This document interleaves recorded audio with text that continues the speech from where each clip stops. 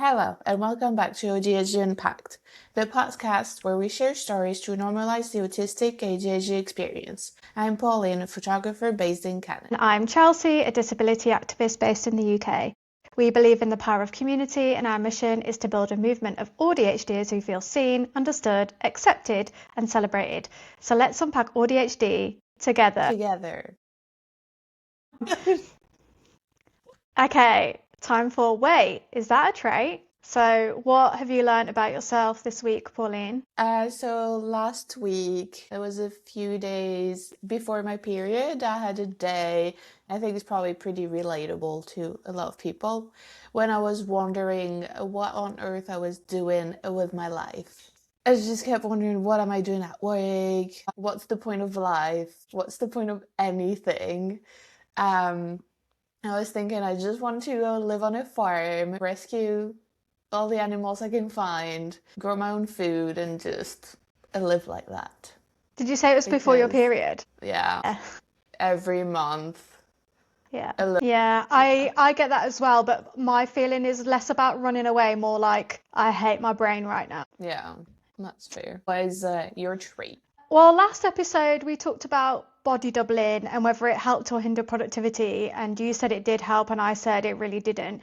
But I actually found one thing that it does work for me, and that's exercise. So I find it really difficult to motivate myself to do exercise, but consistently, if usually Tom, but I guess it could be anyone, is doing it with me, then I find it easier. So we often go on walks together. Literally 2 days ago, we did a load of stretches together, which was really nice. So I'm like, okay, next time I'm struggling to exercise, I just need to find like a buddy to do it with, I think. Yeah. Yeah. That's good. Yeah. It's the kind of the opposite for me for exercising. It depends. Like to go hiking, I want to go with someone. But at the gym, it's my own time. Like sometimes we go together, but we don't do the same thing. Yeah. So I know he finds it easier if I go with him, but we still do different things. But he just wants me to come with him so that he finds the motivation to go. Yeah. Yeah. I'm like him then. I think I need that. Yeah. I need the push of someone else. Yeah. Yeah. Because sometimes he's just like, oh, I don't know. I'm like, we're going. I'm not giving you the choice. We're going. So I wanted to do a little update on my emails because we talked about it in the last episode. Because Chelsea likes to have it on email 0 and I ignore mine or the ones that are not important. So a little update, I now have 154 unread messages and 164 junk messages. Remind us what it was before. Was I'm it higher? 0 because I ticked all of them as read. Okay. So That's what's happened in the last month. yes. Yeah, Exactly. I'm still in box 0, but after we spoke and I was saying how I often pick up my phone and see like the red dot over the app. All my notifications are turned off, but I see the red dot whenever I open my phone. So then it makes me go to my emails. I've turned that dot off on my emails. So now I keep missing. It's kind of stressful though, because I haven't got used to it. But every so often I remember that, oh, there's probably emails I haven't seen. And I go in there and there's like 20 emails and I'm like, oh God, I need to sort these out. And it feels more overwhelming because there's a bigger chunk of them. But it means I'm on my phone less, which I guess is good overall. Yeah. Yeah. But if it stresses you more, maybe you turn it back on. I think I just need to get used to it for a little bit and then also probably unsubscribe from a lot of the spam type stuff. Yeah. Okay, so today we're going to talk about hobbies, but because we're an AuDHD podcast, we're going to be looking at them from an angle of special interests and hyperfixations. And we'll start by quickly explaining the difference. I'll let you explain the difference. Yeah, okay. So a hobby is something you do for fun or enjoyment, which I guess covers both special interest and hyperfixation. A special interest is usually associated with autism and often lasts a long time. So this can be years or over your whole lifetime. And it can be fun and give you lots of enjoyment, just like a hobby. But the difference is with a special interest is that at times they can be very helpful, soothing and regulating, but at other times they can be really intense, dysregulating and all-consuming, a bit like an obsession. And then hyperfixations are more often associated with ADHD, so they tend to be shorter lasting time periods of a few days, a few weeks, a few months, and they can be quite intense or regulating as well, but then they tend to go away. If you're AuDHD, so you have both ADHD and autism, you might experience both special interests and hyperfixations, and your special interests might come and go a bit more, so you might get bored after a while and then come back to them. So do you, Pauline, have any special interests or any that have faded for you over time? A lot. When we met, I was really into yoga. And I did it it was probably 5 years, almost every day. I So really it did remember last a long time. I really remember seeing a photo of you doing yoga in front of the window of your apartment and being like, oh, that apartment looks like my apartment. You probably live in the same building. And that's what made me message you. And then we were friends And forever. you were like, oh, we live in the same building. And then you said to me, oh, that was a bit creepy, was it? Yeah. Um, that's really funny though, how I think about it sometimes. How we just lived in the same building and that's how we became friends. That's funny. But yeah, anyways. I was also really into swimming. It was kind of on and off, that one. Because I just like being in water. Don't know why. How long do they last usually, the ones that have faded? Probably a few years. So do they come on and off over the years, or do you like them intensely for a year and then they fade? Or is it different? I think swimming is just I get bored, so then I look for another type of exercise. And then when I start swimming again, I'm like, oh, I forgot I like this. So I guess that one is kind of fading and comes back. Yeah, cooking is more, depends if I'm burnt out or not. I can get really into cooking, but then it's the first thing to go when I'm burnt out. But during COVID, I was cooking all the time, constantly, but I had nothing else to do. Yeah. Cooking is also, I really love cooking. I didn't actually put it down in my notes as one of my special interests, but I think it probably is. Yeah, it is. But same for me, it's the first thing that goes when I'm burnt out. Yeah, I don't really know why, because we need to eat, but I know why. It's why? the decision paralysis, the breaking down of the steps, the textures and the flavors for me is a big one. Like when I start getting burned out, I want things that are more plain and the same texture, whereas when I'm not burnt out, I want lots of flavors and lots of textures. Right. Yeah. Okay, that makes sense. My biggest special interest, well, we've talked about it a few times, so it's photography. So in case anyone wasn't aware yet, in case they hadn't clocked. It's been going on for a very long time. I think I started getting into it when I started traveling. So the first time I came to Canada, 12 years ago, that's when I got my first big camera. But then I got extremely into it when I moved to the UK. So that was, 9 years ago? So probably when it really, really started. And then it's also, I usually link that one to hiking because hiking gets me to the nature spots that are just so beautiful, inspire me for photography. So that one isn't, I would say these two aren't on and off. These ones are constant. Yeah.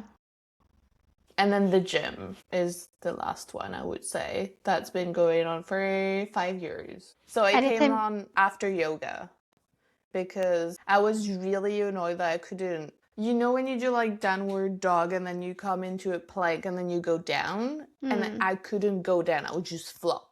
So I would get so frustrated. I was like, I want to get stronger. So that's when I started going to the gym. I just wanted to get strong.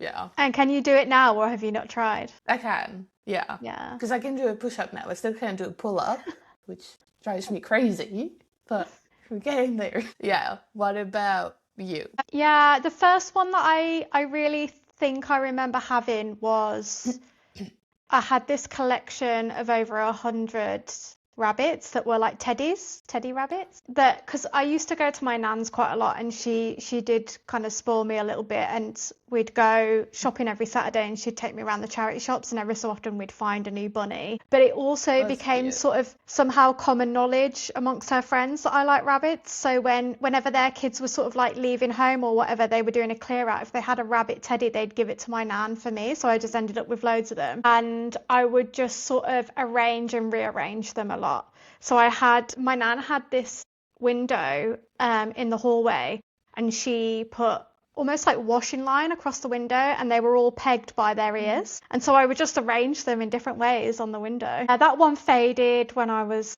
I don't know, 9, 10, something like that. Okay, that actually reminds me, it was with my grandma too. There was you know how there's like trends for when you're at school of things that Yeah. people have? So for me, it would be diddles. I don't know if you heard about them. It's like So a again, my German. laptop froze. No, Sorry. diddle? No, it's Diddl, and it was a German thing, and it would be like plushies, teddy bears, and there would be like little stories about them and papers that you exchange. So it would be a block of papers, and some of them were rare, so you would exchange them, and I would have so many of the teddy bears of the plushies, and they Not were like all Beanie in my bedroom. Babies. I don't know what that is. They sound kind of like Beanie Babies, but I don't remember the Mm. little booklets.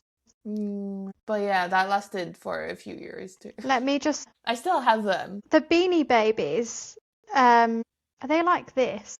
Can you see? No, let Okay. me show you. And I have a massive one. It's so big. It's half of me, I would say probably. It Oh, was where's my camera? yeah, I'm like vaguely. We didn't have this trend. Oh. Um, and then another one that I remember from a kid is the Moomins. I used to watch the Moomins a lot, like on repeat. And that's one that has sort of come and gone. So it came back when I was later in my teens, then went away again, then has come back a couple of times in my adulthood. And, I tend to just watch the Moomin show. And I have a few Moomin items that I sort of kind of collect. And yeah, I just like them. They're cute. So it comes back, that one. Yeah, I think the thing is, I just like them, but sometimes it feels like it gives me more joy than at other times. So Mm-hmm. it feels like it goes and comes back, but I guess it's just something that I like that I will always like, you know? Yeah. And then I didn't know whether to say this one because I felt a bit embarrassed about it, but I think it's probably good representation for anyone who's gone through this. But in my teens, my boyfriends were a hyperfixation for me, and then I'd sort of get bored and move on really quickly. But then I got a boyfriend when I was 17 and we were together 5 years, and I was intensely hyper focused on him. Like he was a special interest until we broke up, and it was quite horrible, So, Yeah. but I Yeah, that think, sounds really harsh. yeah, I think one of the things that was like difficult is that in some ways it was like a very familiar and comfortable relationship, and I stayed longer than I probably should have. But I stayed because I think our relationship mimicked my relationship with my parents in a lot of ways. And so it felt familiar and comfortable, and I didn't Yeah. really know that there could be something else. And I sort of invested a lot into that relationship in ways that I've never done since, and sort of didn't really invest in other relationships, like actually neglected other friends and family. And it was, I get that one. Yeah, I feel like yeah. I've done that too. How would you say the hyperfixation would show? So with previous boyfriends, I was just very interested in them, wanted to spend all my time with them, and then I'd get bored because the dopamine would run out. But with him, it didn't run out for whatever reason. There was something about our relationship that just kept feeding the dopamine. But I also just wanted to spend all my time with him, like never be away from him. Felt very paranoid about him being around other girls, which I think in some ways was warranted because he cheated on me 2 weeks into our relationship. So I should have wanted to wait at that point, but didn't. So I think, and just being very interested in everything that he was interested in. So he has ADHD, and anything that he was interested in, it would become a bit of a hyper focus for me. So there was one point where he was very into reptiles, and then I became very into reptiles, and I felt like I was genuinely interested in them, but I think I was interested in them, but I was only interested in them because I was Because he interested was. in him, so. So do you think that would like kind of link to one of the sides of masking too? When you simulate, is it a simulation? Yeah, I guess so, because I was just sort of copying everything that he did. And I guess mimicking him in that way was a way to keep the relationship going because it was quite tumultuous and, Mm-hmm. constant arguments and stuff. So sort Right. of being a reflection of him was my way of sort of, I guess, keeping him interested. I don't know. Mm-hmm. Yeah, really weird. That's a tough one to talk about, I Yeah. think. But, I guess it's good to share. Yeah. No, I think a lot of people would relate to that because I know I've Mm, done that too. And yeah. then like at work I would be on my phone constantly talking to one of them and, just forget about the world around me. And I remember my first boyfriend, like I've never had one before, so I thought it was love, but I didn't know it Mm. wasn't because I didn't know better. But I kind of forgot about my friends because it was kind of unhealthy and I just didn't know. It would take me away from my friends. And then they were like, oh, we don't really see you anymore. Like, are you okay? And I was like, yeah, bye. Bye. And then when we ended, that's when I realized how bad it was Mm. and how he was keeping me like secluded. He didn't want me to go out. He would panic if I was out with other people. It was really weird. So sometimes he would come and get me to make sure I was going home. Oh, that's And kind of I weird. never thought, oh, that's not weird. That's fine, right? See, I think I was him in that situation with this particular ex in terms of Mm, being like, whenever he was out on his own, I was like really, I don't know, I guess I was just ruminating a lot, like, what is he up to? Who is he with? Like, who is he connecting with? And feeling almost like FOMO at not being there, but also just really mm, intensely worried and anxious. right. And I was like that if we weren't together outside of work. I found it really Mm. stressful. It That's is stressful because probably all should you're have. thinking of, Yeah, he was all consuming in my mind. So I got through work fine, but then as soon as work finished, it was like, okay, now I usually go and hang out with him. And I think also saying that there was an element of routine because we hmm used to smoke a lot of weed together. So I would go to work, finish work, go to his house after he'd finished work, and then we'd smoke weed all night, and then I'd go home, and then on Fridays we'd go to parties, Saturdays we'd go to parties, Sundays we'd chill out, and that was the routine of the week. So if ever that changed, it felt really stressful because I was like, but hmm I didn't know it at the time, but that was the routine. So any deviation yeah. felt like I was losing the relationship, I think. hmm And then I guess when you broke up too, it completely disrupted the routine. So not only you couldn't hyperfixate on him anymore, but also your routine was completely wrecked. Yeah, So that and must have also been really it hard was too. extra difficult because the people I thought were my friends just cut me off completely. Oh God. Yeah, so I Yeah. not only did I lose him, I lost a big group of friends in that breakup. Yeah, that's hard. Yeah. Yeah, it was one of the hardest times, I think. But then I met Mm, Tom, and it's all good. that's good. Was it right like after that one It that you was a met few Tom? months, so I wasn't fully over him at that point, and so it was like kind of messy when Tom and I got together, Mm-hmm. which, is always quite difficult for us to think about. But what was good is it showed me a healthy looking relationship with someone who, I don't know, treated Cares me with about you. respect, was patient, just accepted me how I was, even when I was at my worst. And so the ultimate thing that I think broke that hyper focus was being like, actually, I think I want to make a different choice. That's good. And yeah, it felt big at the time to realize Do that. you think you hyperfixated on Tom a little bit or not? I think I got Yeah, I guess I did in the A little beginning. bit. It's that rush of dopamine, isn't it? Hmm. And then I guess it fades. But what we were left Yeah. with was a very solid foundation of a relationship. So yeah. Do you get that with Guillermo or? At the beginning, yeah. I think at the beginning of every relationship, yeah. Another thing that I used to do was collect song lyrics. So I had this little notebook, and every time there was a lyric in a song that I really liked, I'd write it down, but then I would color code them based on different things. I did that Oh, all through my teens, and that was something that I really liked to do. oh. I didn't do Mm. anything with them, I just liked to collect lyrics. I don't know. I've never heard that. That's fun. I think there's a common theme with a lot of my special interests where I tend to like collecting, arranging, or collecting information.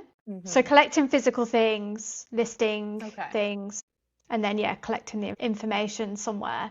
So something I've been doing more recently that has sort of disappeared in the last 6 months is I have a notebook where I would write different things about plants in it. So Because you what really love plants. I I know do. that. That's another one of my, well, I don't know. I don't know if plants is a special interest or a hyperfocus or whether it's gardening, but the two combined in some kind of way is something that I really love. I do think it does come and go. The first time we got a garden, which was 4 years ago, I was locked in. I was I focused. remember. I had I I do had remember. Okay, yeah, and I also had this digital plan of how I wanted the garden to look that I broke down through different seasons so I knew what plants would be flowering when. I know, it was intense. I also had a spreadsheet of all the plants that I had and all the plants I wanted and different information about what soil they like, what sun conditions, when I should prune them, that kind of thing. So for me, it really comes back to I love the planning, I love the organizing, I love Yeah. collecting the information. Did the garden end up looking like how I wanted it in the plans? No. But I enjoyed doing Mm. it. I really Yeah. enjoyed doing it. And I imagine that when we move house to our new garden, a similar thing will happen. But it sort of fades because then I realise at some point I have to start doing the work and I don't want to do it. Yeah.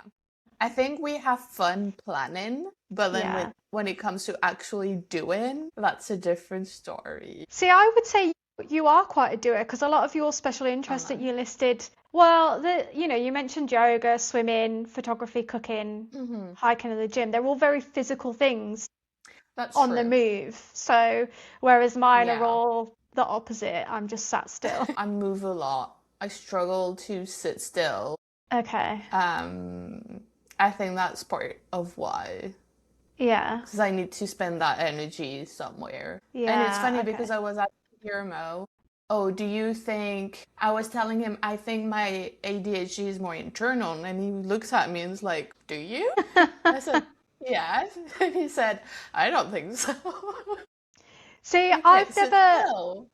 I've never noticed that about you, but I think whenever we've hung out, we've not I can only think of a couple of occasions that we've sat still, and the rest of the time we've been out Hmm. doing something. Yeah, oh, that's true. But yeah, he was saying you're moving all the time, and he finds that my hobbies attach a lot to ADHD too. Yeah. Yeah, yeah. Another big one for me was tea, which you brought up a while back in a different episode. I Yeah. had over 1,000 types of tea at one point. I know. Oh And my most of God. them were gifted to me because I had a tea blog and I would write about tea and Hmm. then I was very hyper focused on reaching out to different tea companies, be like, I've got a blog, let me review your tea, send me free tea. And they would, and I had over 1,000 teas. And this was just before I moved to Vancouver. And when we moved to Vancouver, I took two massive suitcases. One had clothes in and the other one was tea. Was it full of tea? It was full of tea. Only tea or tea equipment. So I had like a glass teapot and stuff in there. So funny. I know. And Did you then, drink all of it? Or what happened to the tea? so a lot of it I never even tasted because I couldn't get round to drinking that much. What, 1,000 types? Yeah, and there was some that I really loved, so they became ones that I repurchased. And some of them I wrote about for the blog and then just never really did anything with them, but I liked to have the collection and like look at them and organize them and have a spreadsheet about them. And the thing I think that made that go away is related to another special interest, which is social media. So I loved tea anyway, but one of the things that I used the blog for was to practice social media and blog writing and email and any kind of digital marketing basically. And then I moved to Vancouver, and actually having the tea blog helped me get a social media specialist role paid full time. So it did the job that it intended to do. But then once I was working in social media full time, I didn't really need the blog anymore. So it just disappeared. But social media, I didn't still... know. I didn't know it helps you to get a job. That's Yeah, pretty good. yeah, because I was really struggling to find opportunities in London, Hmm. and all I really needed was someone to take a chance and see the work I was putting in to try and learn and get into it. And then when I moved to Vancouver, someone pretty quickly did give me that, you know. I mean, I say quick, it was about 2 or 3 months, but That's okay. I think that's pretty good for Vancouver, if I'm yeah, well, Tom got a job within 2 weeks. Mm, Yeah, and I was there like, no one wants to hire me, mama. And then I got two job offers the same day. So, that's funny. but I still love social media. It's still a special interest. I don't work in it full time anymore since I got made redundant over a year ago because AI is stealing the jobs and remote work is disappearing Mhm. because everyone hates disabled people. That's not why. I don't know. Just, I mean, they do, but yeah, Yeah. whatever. And so, but I still do my personal social media through the Joy Thief and obviously this It's podcast. So definitely your biggest one, I would say, maybe. Is it your biggest special interest, would you say? it's the one I currently spend the most time on, yeah. Right. But when I get a Yeah. garden, that will probably overtake Take it. over. Yeah. Yeah. I like plants too. Surprisingly, they've survived a longer time than I thought they would.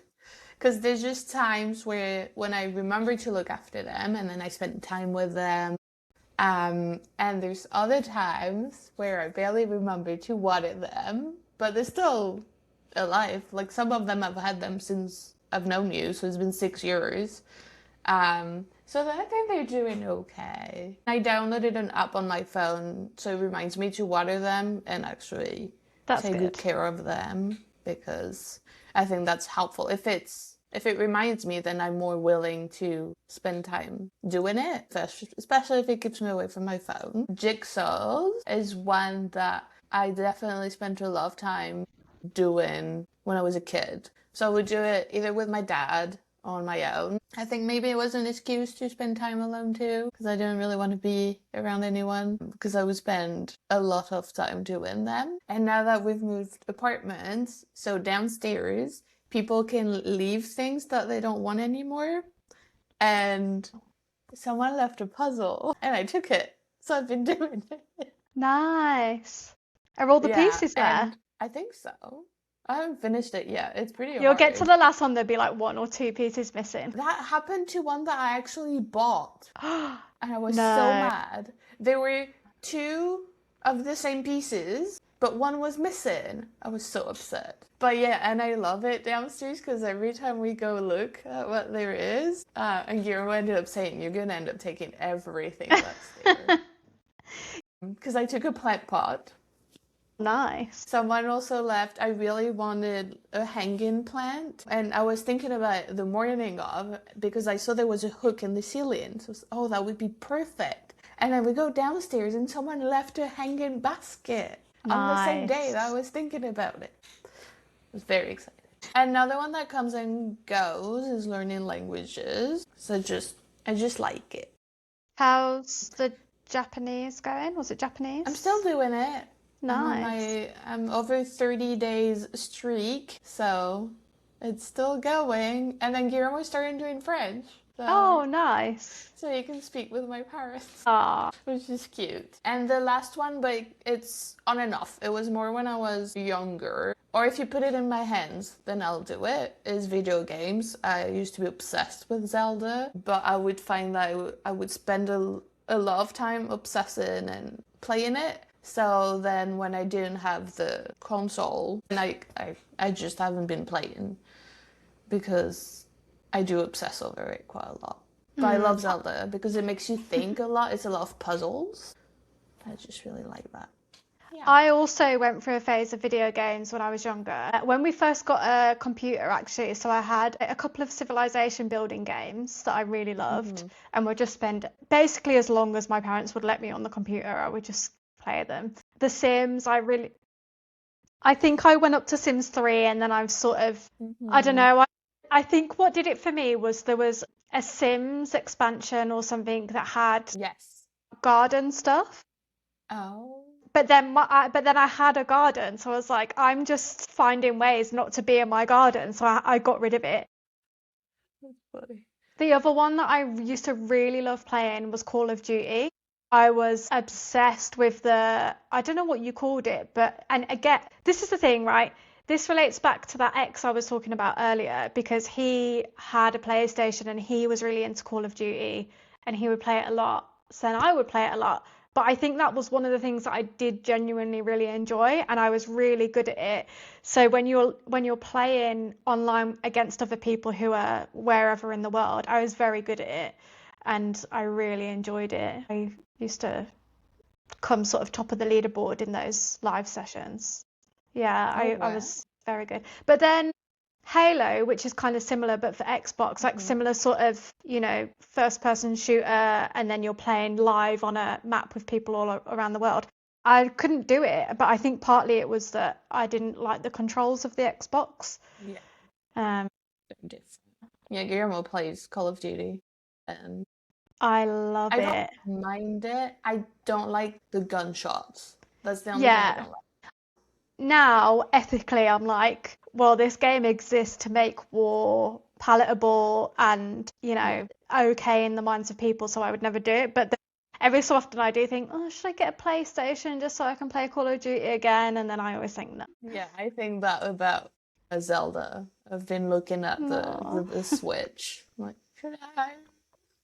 Do you ever feel like your special interests get too intense? Yeah, so I think that was the thing with the boyfriend, that was too intense. And then at times the tea and the gardening, because it's all, the thing that I find is it's just all consuming. Like I can't, it's like my brain is ruminating about whatever the interest is. So tea, gardening, the boy, and the boy.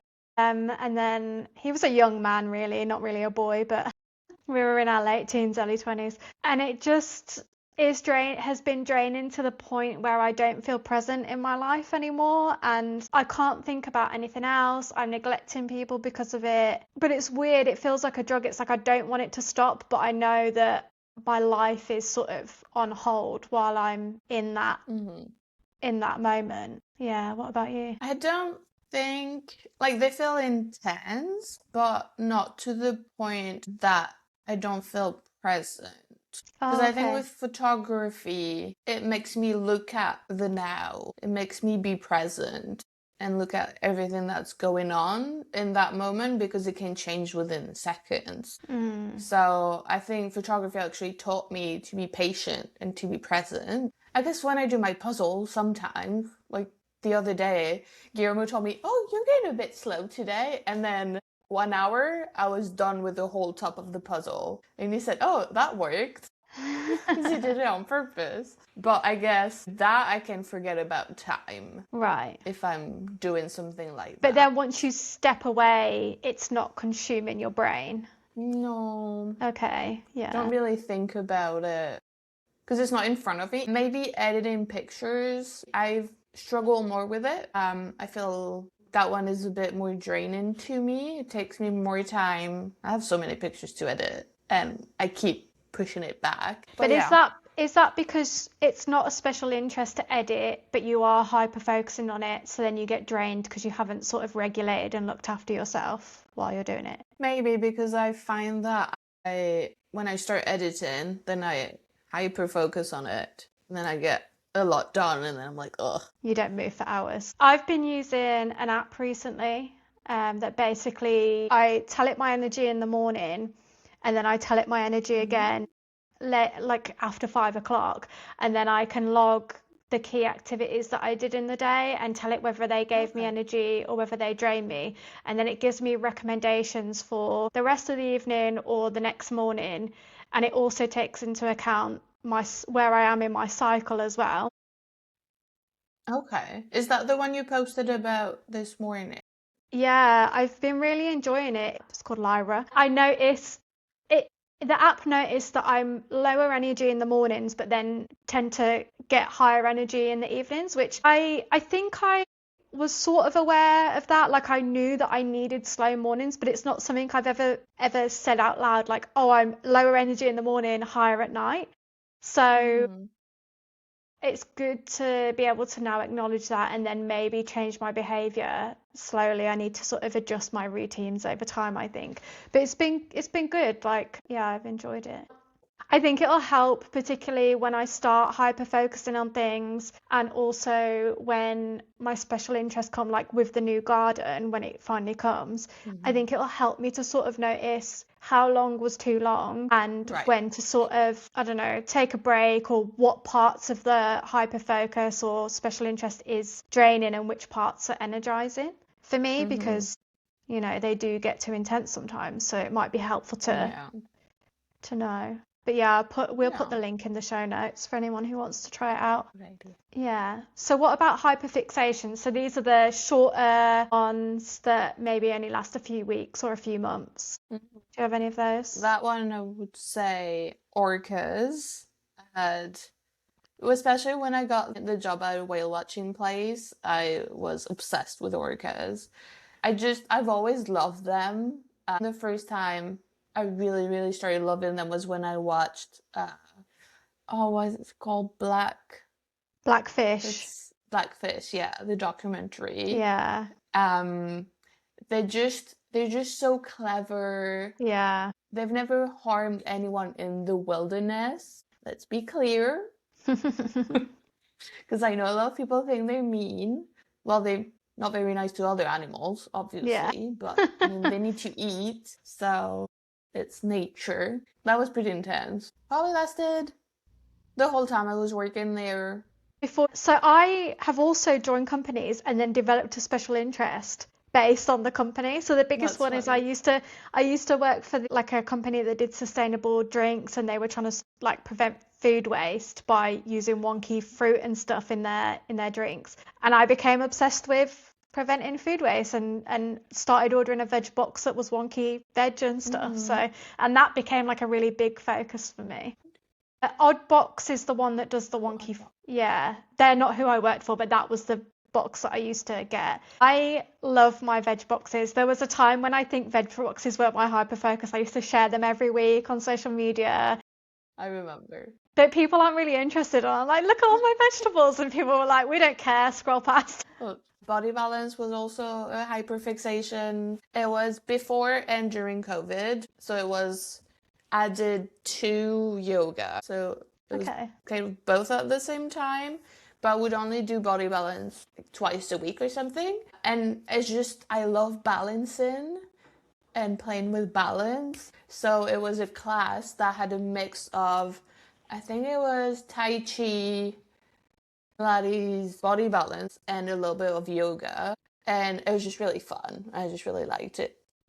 And so that lasted a few years too. You Um, reminded me of I used to be obsessed with pole fitness and aerial hoop and also aerial silks. I used to do pole fitness quite a lot in London, and I was obsessed with it, and I bought my own pole that we had in the living room, that I would practice on. I loved it. Actually, that's not true. Do you know where? I've just remembered. This is like a whole period of my life that I've just blocked out, and I've just remembered. The reason I got into pole was because on a night out for one of my friend's birthdays, we went to a strip club, and this in the little seaside town that I'm about to move back to. It was when I was still living there. So this is almost over 15 years ago now. So it was his night out. We went to the strip club, and one of the strippers there was saying to me and the other girl who were in the strip club, you could like come and have lessons with me. And we were like, okay. So then we went to the strip club to have lessons during the day. And the whole time we were there, she was like teaching us how to do pole dancing. But she was also trying to be like, if you want to do a shift, you can come and do a shift. And we were like, no, we have, not that we have anything against it, but it's not something we were interested in. So we were like, oh, well, we have jobs. So this is just like fun for us, like we just want to like learn for the exercise or Yeah. whatever. And then when I moved to London, I used to go to a class every week. And then I used to do it again in Vancouver, but the place in Vancouver did aerial hoop and aerial silks, and I really enjoyed it. And I've always sort of wanted to go back to doing aerial silks, but never, yeah, for the last 4 years haven't done it. You So couldn't find somewhere, right? Because I remember you were telling me about it. yeah, there was a place here in Sheffield, but you had to sign up to a block course, and I just want to be able to choose to go when I want, depending on my energy. So yeah. That's funny that you just remembered that. I completely You forgot. just I was like, blocked out. yeah, I used to go to a class in London, then I was like, no, wait, hang on, I also went to the strip club. The Yeah. whole story is pretty funny. I remember it was when I was about 15, I think. I had my own laptop, and I remember obsessing and reading everything about the Mayan history. It just fascinated me. The way they could build pyramids and how the things, like what they were doing with the stars and the calendars and stuff. And I would spend hours researching that. I think generally, well, I don't think it's a special interest. Maybe it's just an interest because it's not consuming for me, but history I really love. Really You loved it do as a like kid. Yeah, I really loved it as a kid. And maybe it was more of a special interest as a kid because I had the Horrible Histories magazines that I would like read obsessively, like front to back. And then Victorians and Egyptians were my favorites. And then I went through a phase of the Tudors.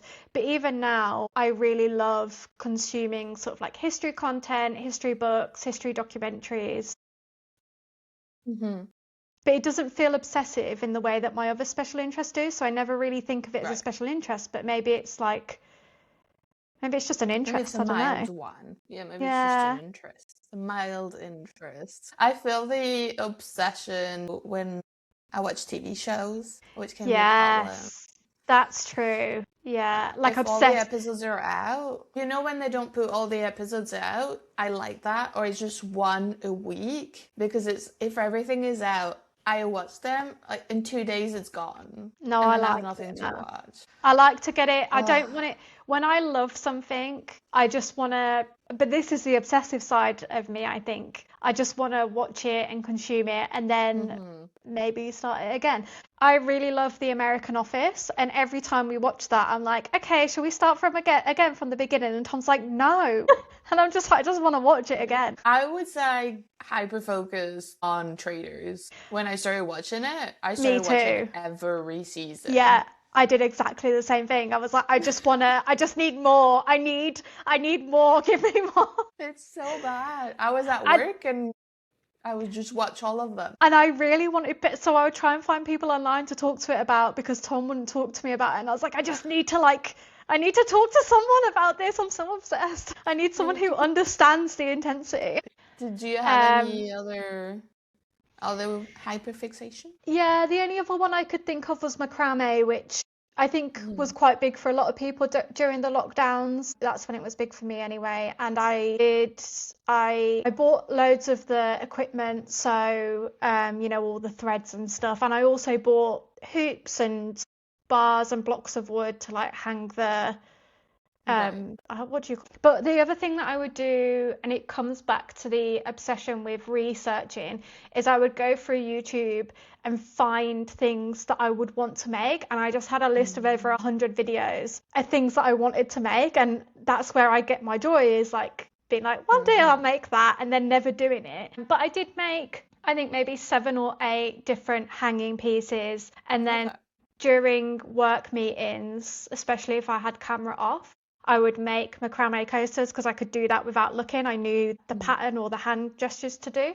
So I made quite a lot of those. And I really enjoyed it. I found it really regulating, especially because I find I can't sit still in a meeting. Good for my hands. But then it just sort of faded as life started, coming back. And then when we moved to the UK, half of one of my suitcases was all my macrame stuff. And then we moved into our house, we bought our house, and it sat in the attic for 4 years. and just collecting dust. Is it gone now? Did you Yeah, get rid of it? when we moved out in November, I gave it away to a craft group, which was nice. So they were very Oh, thankful for what's it. that? Yeah, because I was like, I really like the thought of picking it back up again, but realistically, I'm not gonna. But I think that's definitely part of my hyperfixation cycle sometimes is I'll hyperfixate on the new thing, I'll go into research mode and build like a big list of some kind, buy almost everything to do with it, do it a few times, and then never touch it again, and it just goes into the graveyard of hobbies. You know, Mm-hmm. I bought a watercolor set that I used I think once. I can't think of any Yeah. more, but there are.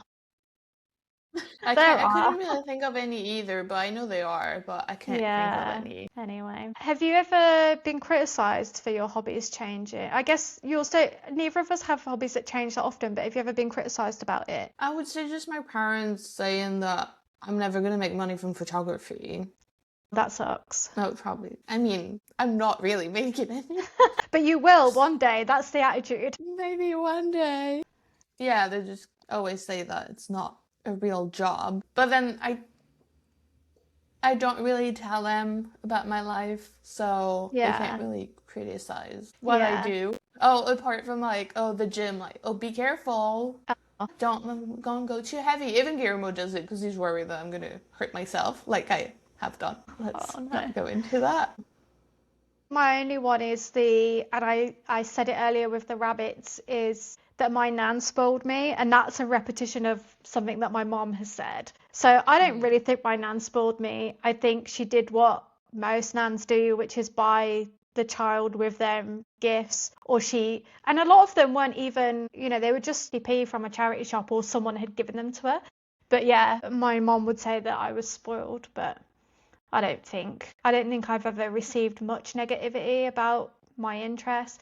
But I did write down some things that I have heard others reference on social media, so I thought it might be helpful to just get those out there. So I've seen you should pick one thing and get really good at it, which I don't agree with. It's a waste of money if you don't stick with it. Your interest is too niche a topic, or saying that an interest is a bit obsessive or a bit weird. And then for people who, I guess this is more the ADHDers who move through things quite quickly, you quit too easily. Right. Yeah, but luckily, I guess neither of us have really had too much of that. Yeah. Like when I was doing my puzzle the other day, Guillermo was like, "Oh, you're going so fast. You're so clever." I was like, "Oh, my mom Ah, never taught me that. Thank you." that's why He's like, you're "How do you married do to it?" him.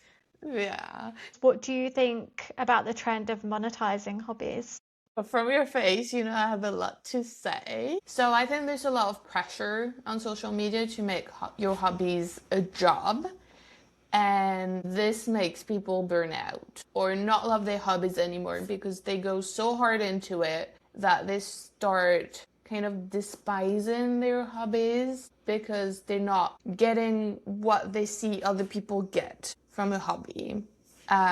So I just think there's a lot of pressure around that. And I think hobbies can stay hobbies. They don't all have to be monetized. And so I can talk about photography for that one because I'm not really making any money from it, but I get joy from doing it. But the problem for me is that I'm always comparing myself to people who have the same hobby. And I think a lot that I'm not good enough, that people are a lot more successful than me. Like one of my dreams would be to be a travel photographer and get hired by hotels or what are they called? Like The the travel destination? boards? Yeah. Yeah. So the travel boards from different cities or countries, that would be my dream. And so I'm always comparing myself to those people, but then I'm not posting anything. So how is that going to happen? But also, are you reaching out to those companies? I've tried when I was posting, I would try and then it just never answer. Yeah.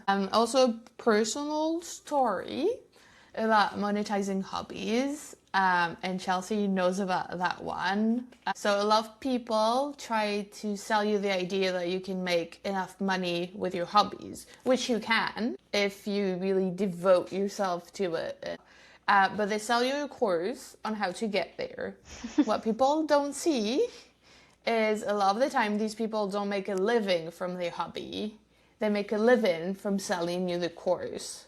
Yeah. So they act as if they know everything about this, which they probably have a good knowledge, but they're not doing that hobby anymore. All they're focusing on is how to sell the course and how to make money from the course. So I've been finding that Instagram is now full of people who want to sell you their courses. That's literally all I see constantly. How to become a fitness influencer, how to become this and how to find brands to sponsor you. But these people, they don't do that anymore. They're just trying to make money from teaching you how to do it. Probably the course is at least half generated by ChatGPT as well, right? Do you So reckon? one thing that's done, that's probably one. The other one is that, so there's a top person that sells that course, and then they give you the right to resell that Yeah. course.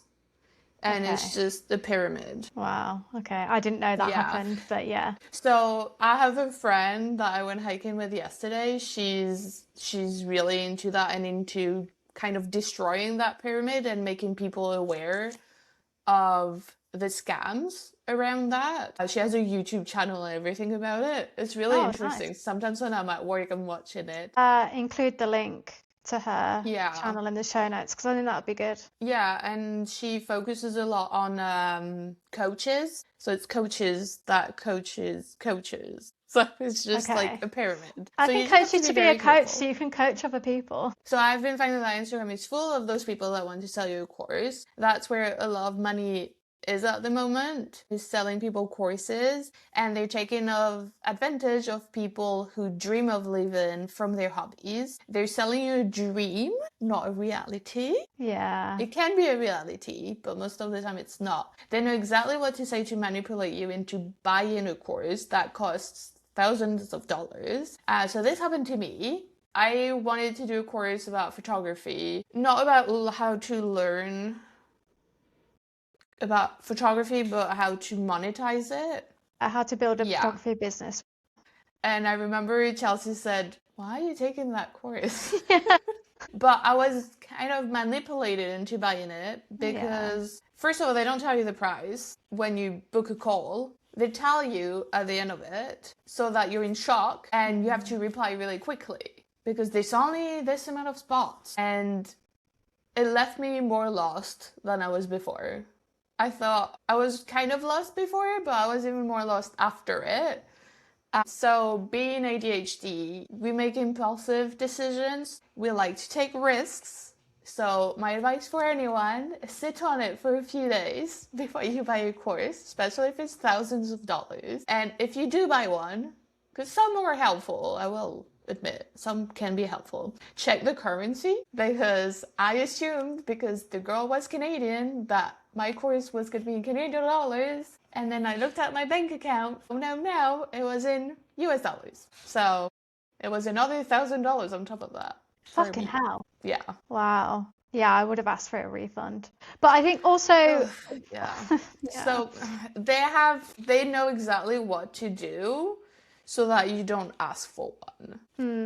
But there is another layer on top of that when I mean, you've already mentioned the impulsivity of ADHD, but then there's also like you said, needing time to process, and they want you to answer quick now, and there's only a few spots, which is a somewhat valid marketing tactic, but it is, I don't know, when you're put on the spot and you don't have the time to decide, that's when it's, I think, a disability issue.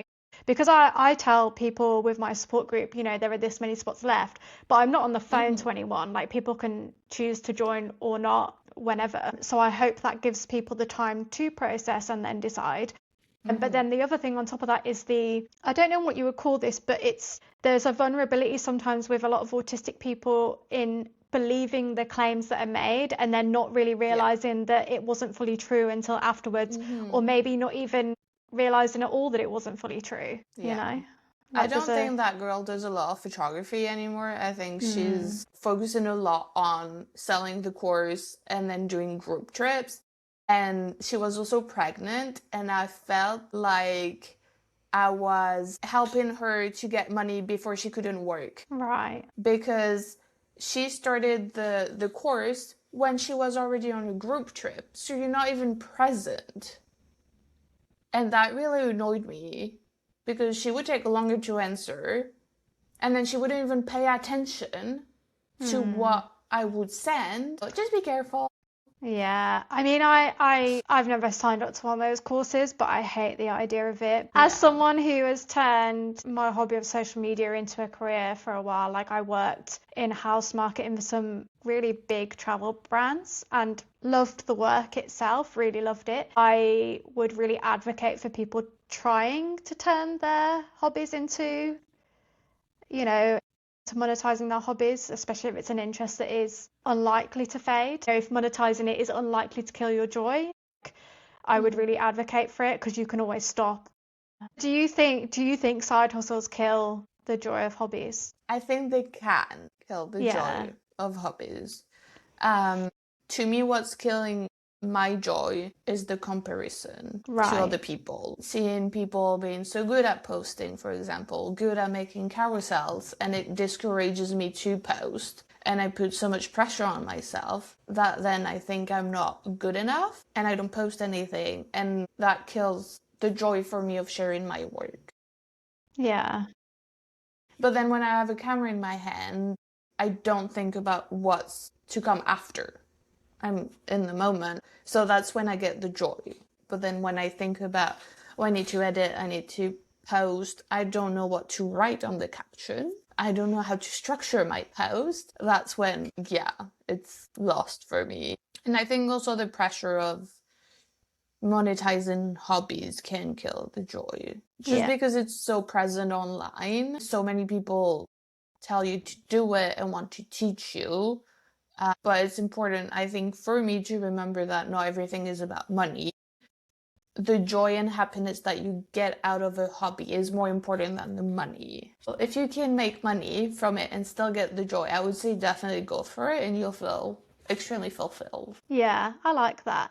But I agree that admin and the promotion around making an interest a business can be really draining and might be a source of killing joy. But overall, I'm on the end that I think it's a good thing. My personal view is it's a good thing that if you're getting to spend more time doing what you like and you're pursuing what you really like and getting genuine enjoyment from it, I think, I see that as a good thing. I already said social media started as a special interest and a hobby for me. So something I would do before and after work. I was very obsessed with it. And then I did it professionally for 8 years and I loved it. And I love working with social media and I still do. So I would really advocate for turning it into a job where you can. The thing that it didn't kill it for me, but the thing that I struggled with most was the communication at work. But I've struggled with that in every workplace, so it didn't really matter that it was social media.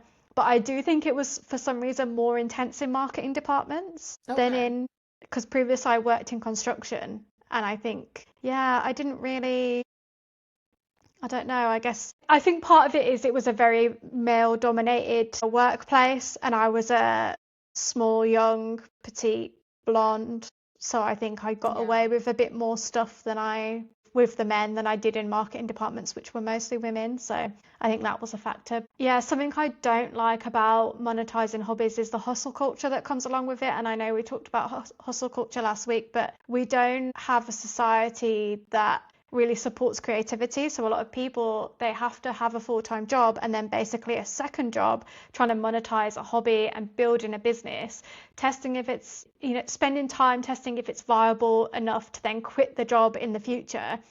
And I don't think that's healthy unless you have a plan to eventually reduce your full-time hours or quit, because we need time to rest and not burn out. And I really wish there was more sort of small business grants or creative work grants so that people could quit their jobs earlier and not have to do both at the same time, just to work out if it's feasible. Yeah, because it's definitely the road to burnout, I would say, to do Yeah. that. Because you're not sleeping enough, you're not resting enough, you're just working after work. So it's a lot. Have you seen the Be Bad at Things movement online? I've seen a little bit. Well, I've seen stuff that is advocating for just being bad at stuff. Like, yeah, if you improve, that's great, but the whole Hmm. point is to show up messy and imperfect and to create things badly to sort of detach from this idea of monetizing stuff. Because Okay. I think the idea is that, or it seems like the idea is that when we're trying to make a hobby into a perfect idealized version of, especially with crafts, I've seen it.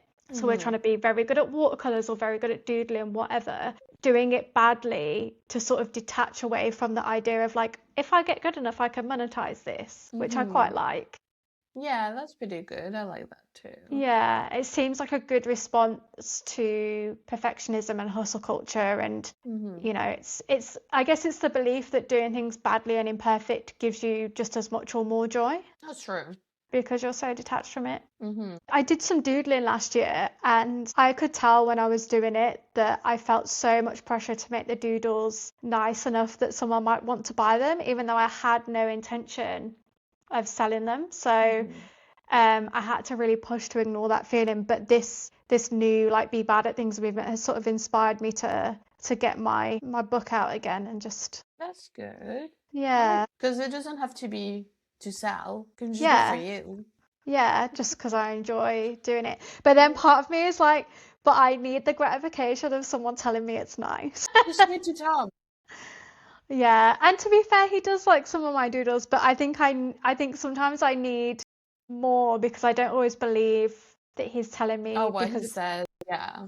I'm like, you have to say that. And Yeah. he's like, no, I don't. And I'm like, yeah, but you I think he are. would say it if he didn't like it now. He You know might, what but I if I mean? got upset, then he wouldn't do it Yeah. again, probably. And what about the rise of analog, which is anything that basically doesn't involve a screen and it's all about being offline. And this seems to be a response to being too online and too on social media, and it's Hmm. a push to disconnect more and pursue hobbies more that aren't doom scrolling on social media, basically. I don't know if I've seen it. I guess I find it interesting because I'm very online. So I'm like, yeah, I should be offline more.